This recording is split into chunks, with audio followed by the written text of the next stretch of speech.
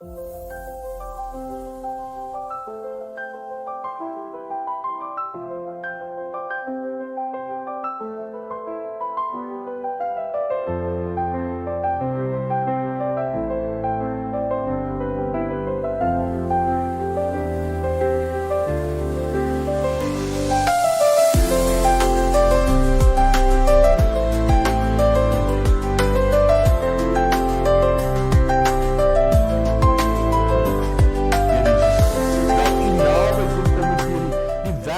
die inspraak van die Gees.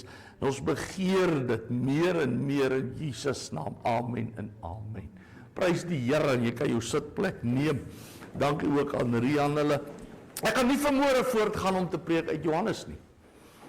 Ek gaan so 'n bietjie oor iets anders spreek, 'n hoofstuk waaroor ek al gepreek het, 'n hoofstuk wat ek graag lees, 'n hoofstuk wat vir my baie treffend bly, en dis Filippense hoofstuk 4. Filippense hoofstuk 4, en ons gaan lees by vers 1 van Filippense hoofstuk 4. As jy dit het, hou dit maar so. Hoekom skryf Paulus hierdie brief aan die gemeente in Filippi? Hy skryf hierdie brief om hulle te bedank vir die finansiële hulp, die versorging wat hy ontvang het, en om hulle te bemoedig. Die brief word heel moontlik so 60-61 na Christus geskryf, en Paulus skryf dit vanuit die tronk, en hy bemoedig hulle terwyl hy in die tronk sit, en teen die tyd dat Paulus hierdie brief skryf, 60-61 na Christus, was daar reeds so 'n opbou van agterdog teenoor die Christene, was daar die eerste tekens van ernstige gevolge, so 3-4 jaar later, 64, sou Rome afbrand, en sou Nero die Christene in alle ywer begin vervolg het. Maar was hierdie groeiende agterdog teenoor die Christen. Daar was al hoe meer wrywing tussen die Christene en die owerhede. Beide die Romeinse owerhede, maar ook die Joodse leiers. Hulle nie, in die Christene, in die kerk het bly bots, daar was dinge, en daar is allerlei onwaarhede oor die Christene verkondig. Daar is gesê, hulle is kannibale, want hulle eet die liggaam van Christus en drink die bloed, en daar is gesê, hulle bedryf afgoderry, en hulle is 'n geheime, ondergrondse organisasie, soos 'n kult tipe ding, sekte, en dies meer, en die Christene het gevoel, miskien in 'n mate, hulle pas ook nêrens in nie. Ek skep dit vir jou so 'n bietjie agtergrond. Want onthou, daar was Jode wat hulle bekeer het tot die Christendom, tot die Here, wedergebore Jode. So hulle is nou nie eintlik nie Jode nie, hulle is nou Christene, hulle is nie meer welkom waar hulle was nie. En dan was daar heidene uit alle volke wat hulle bekeer het tot die Here Jesus. En die kerk het geweet wie hulle is in Christus, maar in die wêreld was hulle half, kan ek sê, hulle het aan iets wat van 'n identiteitskrisis gelei. Alles was nie so lekker vir hulle nie, want ons is 'n Griek, en een is 'n die, en een is 'n die, en ons pas nie eintlik ergens in nie.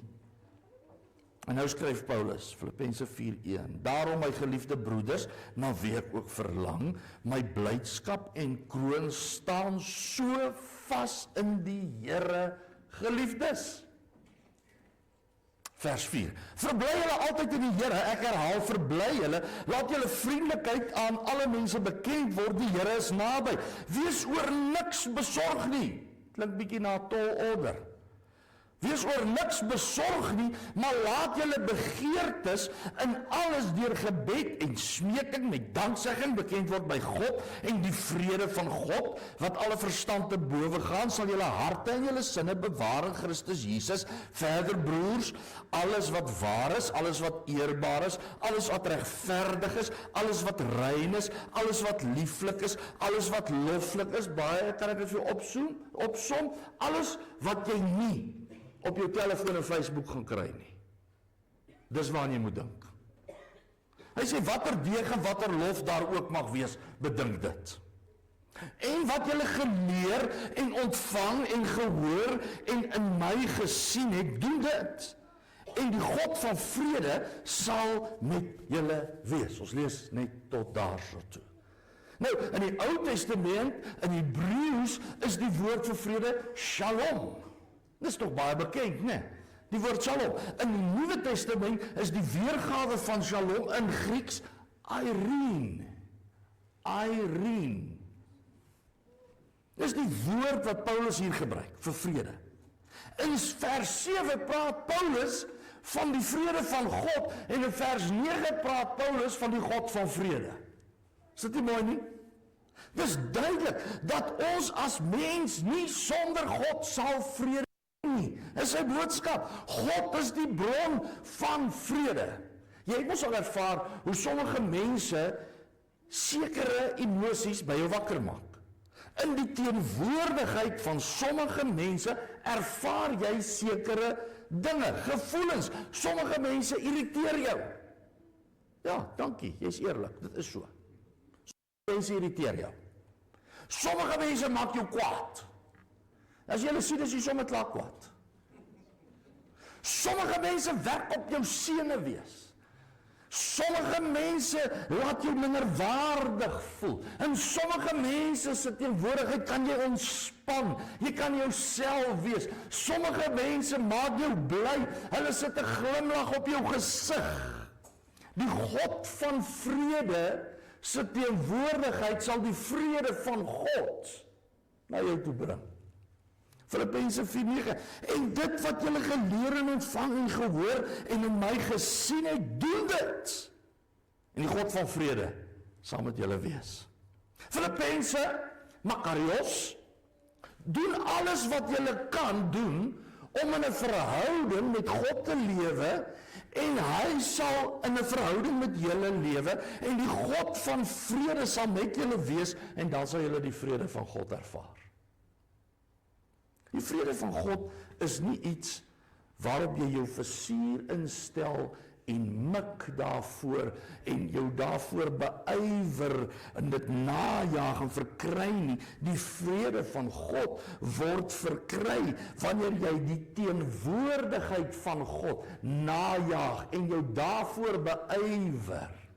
Jy kan nie die vrede van God ervaar sonder die God van vrede nie. Jy kan nie die vrede van God ervaar sonder om in 'n verhouding met die God van vrede te lewe nie. Nou wat beteken hierdie woordjie Eirene, Shalom in Hebreëus? Wat beteken dit in die praktyk? In die eerste plek, net wat dit sê, 'n toestand of 'n omstandigheid van vrede. Is daar iets meer kosbaar as vrede? Nee, daar's nie iets meer kosbaar nie. Ek sê gewoonlik vir my kinders, hulle is al moeg om dit te hoor, wat wil jy hê vir Kersfees, wat wil jy hê vir jou verjaardag? Dan sê ek liefde en vrede. Dan sê hulle, nee, sê vir ons iets wat ons kan toedraai. Sê vir ons iets, ek sê, jy kan nie vrede toedraai nie, is te groot. Dit is te kosbaar, jy kan dit nie verpak nie. Waaraan dink jy, wanneer jy die woord vrede hoor? Waaraan dink jy, as jy die woord vrede hoor? Miskien sal iemand sê, as ons net al hierdie rasse stories in ons land kan eindig, en die korrupsie en die geweld en die onreg, dan gaan ons vrede hê. Iemand anders sê, Amerika en Iran, ons dink aan dit, as daar net kan vrede wees, die dieselprys, die olieprys, die onmin in die Midde-Ooste, as ek aan vrede dink, dan dink ek aan die Bosveld, en 'n lekker interessante boek, en 'n vuur wat brand, en niemand wat my bel nie. En dis net lekker. En dan dink jy nader tuis. Dan dink jy aan 'n onstuimige familie, of 'n gesin, of omstandighede, of 'n huwelik, iets wat jy ervaar, en jy begeer vrede. Die waarheid is, dat ons nie na die wêreldse sisteme sal kan kyk vir vrede nie. Dit was vir die Christene so in 60-61 na Christus. Daar was vir hulle geen vrede nie, in die wêreldse sisteme nie. En dis hoekom Paulus hulle bemoedig. En dis steeds vir ons so, die enigste blywende vrede kom van hier af, die enigste betroubare vrede is nie in eksterne vrede nie, maar dis 'n interne vrede, dis 'n vrede wat hier in jouself dra. En die vrede van God, wat alle verstand te bowe gaan. Ek het dikwels gefrustreerd geraak met van die ou pastore. Dan is ek nog jonk en ek wil soveel goed doen en ek is, en dan is hulle net so gechill. Dan dink ek, wat is hier aan die gang? Toe kom ek agter, hulle ontstel hulle net nie meer orals nie. Hulle het 'n ander tipe vrede. Dis vanmôre my gebed vir jou en my boodskap aan jou en my. Al gaan die wêreld nie vrede hê nie, jy kan vrede hê deur in 'n verhouding met God te leef. Al ken Suid-Afrika nie vrede nie, jou huis kan 'n plek van vrede wees as jy in 'n verhouding met die Here leef. Al word Suid-Afrikaners getuister deur haat en bedrog en geweld, jou huis kan 'n plek van vrede wees. Jou lewe kan 'n plek van vrede wees. En dit bring my by die tweede betekenis van hierdie woord. Vrede beteken alles is heel en alles is in plek. Ons lewe in 'n gebroke wêreld. Jy sal met my moet saamstem. Maar dit beteken nie jy hoef 'n gebroke lewe te lewe nie, want jy het die bron van vrede wat die wêreld nie het nie. Ons lewe in 'n wêreld vol gebroke mense.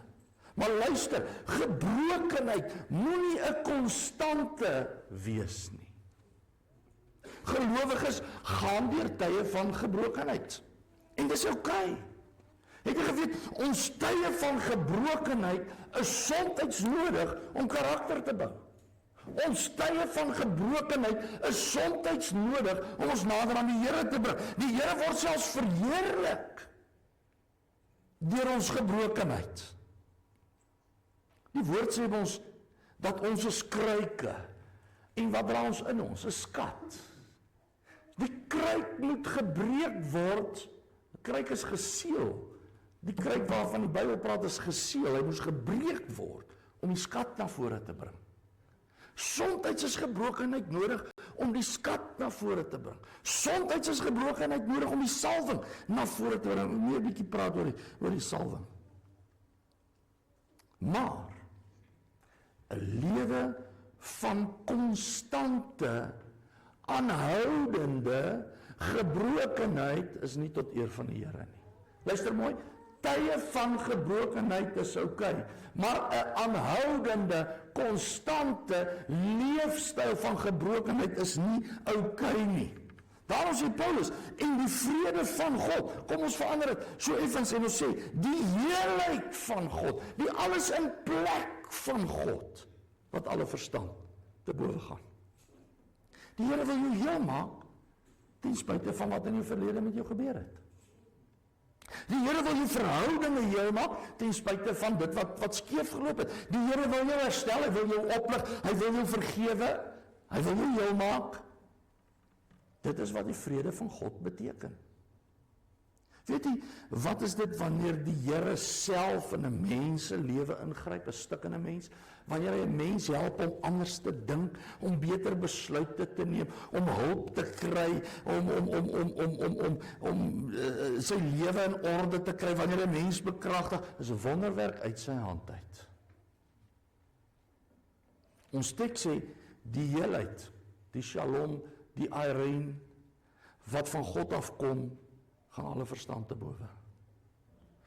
Somtyds maak God heel deur 'n bonatuurlike ingryping.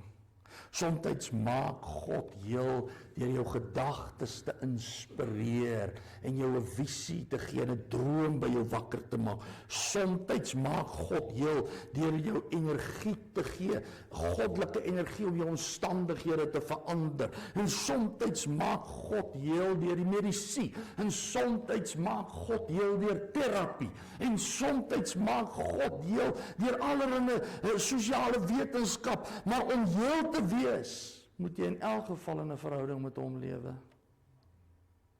Maar hierdie woordjie vrede beteken 'n derde ding. Dit praat van voorspoed. Ons sal ons teksvers ook so kon lees, en die voorspoed wat van God kom en wat alle verstand te bowe gaan. Dit dra die idee van floreer. Dis 'n woord wat ons nie baie gebruik nie, hè? Hoe gaan dit met jou? Nee man, ek floreer. Nee, ons gebruik dit nie baie nie, maar is eintlik 'n baie mooi woord. 'n Plant floreer. 'n Kind floreer in 'n gelukkige huis. God wil hê jy moet floreer. En die voorspoed, die floreer wat van God afkom en alle verstand te bowe gaan. Daar is in Suid-Afrika 'n vyand, 'n gevaar wat baie groter is as die ANC, of die misdaad, of die korrupsie, of die brandstofprys. Daar is 'n vyand wat baie groter is as dit. Wat is hierdie vyand? Wie is hierdie vyand? Die gees van vrees. Die gees van vrees is tans in Suid-Afrika vir God se kerk 'n baie groter vyand. Kinders van die Here loop die risiko dat hulle vrees groter is as hulle geloof. Vrees maak dan die harte van God se mense nie meer ontvanklik is vir dit wat God in hulle wil deponeer nie. Vrees maak dat God se mense nie meer wil droom nie. Vrees maak mense siek. Vrees ontneem mense van hulle lewenskrag. Vrees is 'n tronk. Vrees is 'n gevangenis. En baie van God se mense sit in daai tronk.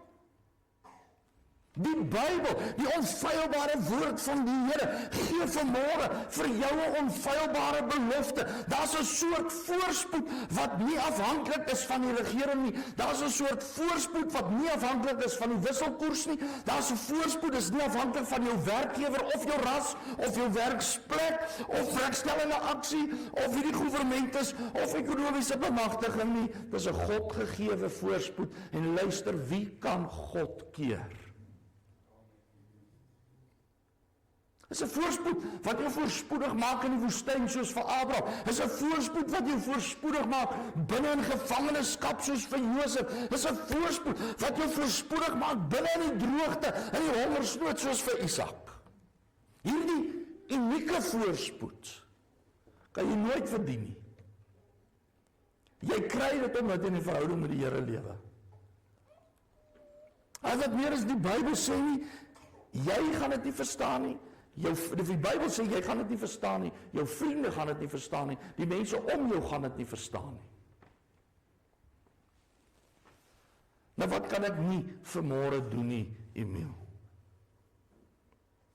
Dit gaan nie werk as ek 'n uitnodiging maak en sê, as jy die vrede van God wil hê, moet jy hier voorkom staan. En ons gaan vir jou bid, en ons gaan jou salf met olie, en die vrede van God gaan oor jou kom. Dit gaan nie werk nie. Haai pastoor, dis dan wonderwerk vrede. Dis onverstaanbare vrede. Bid dat ons hierdie vrede kan ervaar. Ons soek hierdie vrede. Ek wil dit hê. Vers 6 sê, as jy hierdie wonderwerk vrede wil ervaar, moet jy jou bekommernisse en jou begeertes, wat moet jy met dit doen? Jy moet dit in gebede verander.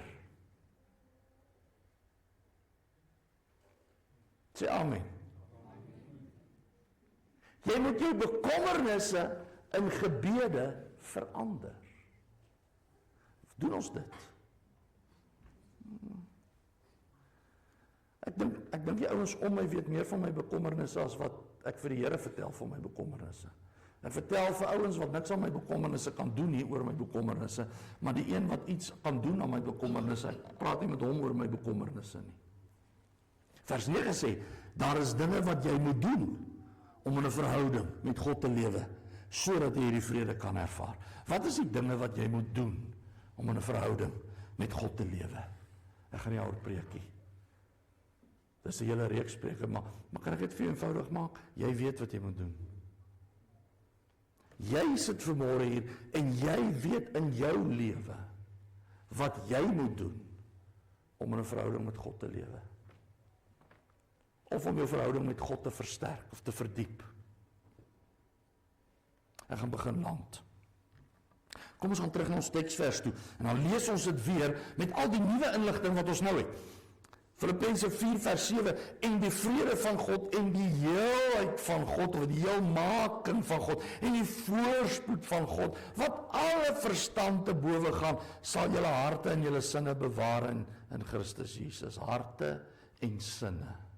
Harte en sinne. Die vrede wat jy van God kry, gaan jou hart bewaar. Wat is jou hart? Is jou innerlike mens. Dis daar waar net jy gaan. Dis waar jou besluite geneem word. Dis waar jou gedagtes gesetel is. Die vrede van God gaan jou hart bewaar. Sê die woord van die Here nie, jy moet nie in jou hart ontsteld word nie.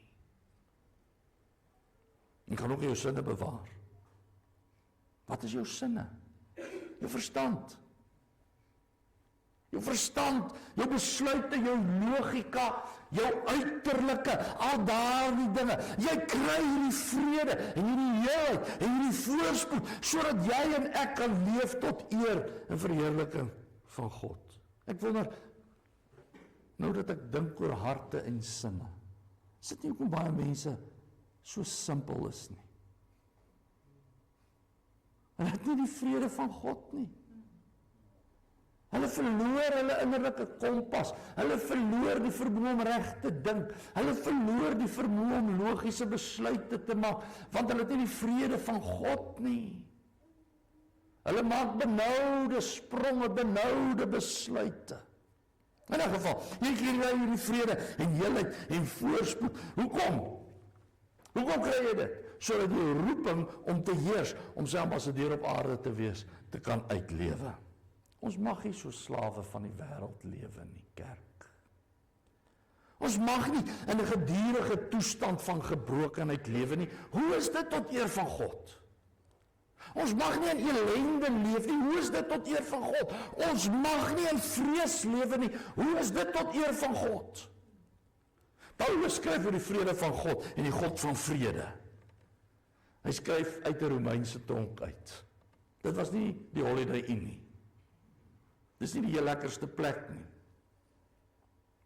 Sy omstandighede het nie sy hartstoestand bepaal nie. Sy omstandighede het nie sy vrede bepaal nie. Hy het vrede gehad. Hy het besef, ek kan nie op mense staat maak vir my vrede nie. Ek kan nie op die omstandighede in die wêreld staat maak om my vrede te gee nie. Ek kan nie op die ANC staat maak nie. Ek kan nie eens op Pieter Groenewald van wie ek hou staat maak nie. Ek kan op niemand anders staat maak om vrede te kry nie. Ek het gister 'n egpaar getrou, 2 jong mense. En ek het vir hulle gesê, dis onregverdig om van 'n ander mens te verwag om jou gelukkig te maak. Dis baie onregverdig. Dis lousy, man. Mense trou en dan het hulle verwagting, hierdie een gaan my gelukkig maak, daai een gaan jou nie gelukkig maak nie. Dis 'n onregverdige las wat jy op behalf op hom sit. Jy gaan ontnigter word, hoor. Verseker.